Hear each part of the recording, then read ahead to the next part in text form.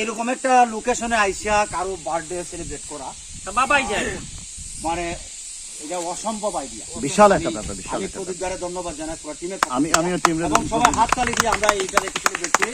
এবং কেক যেহেতু নাই, আমাদের কাছে আপেল আছে, আপেল কাইটা আমরা এটা ফাইনালি ইয়ে করবো। ওকে শুরু করেন। Happy birthday to you, happy birthday to you dear Mona, happy birthday dear মোনার বাবু ইউ।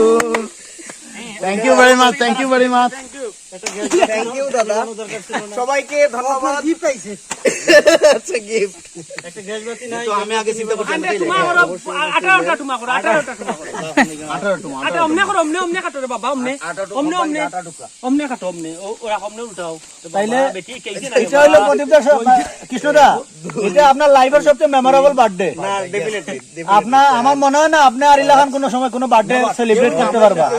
হ্যাঁ, কেউই পাবে না। এটা সবচেয়ে মেমোরেবল। 9 thank you. 11 আমি বলে বড় রাখা প্রসাদ। আরে আপনি মুরব্বী মানুষ।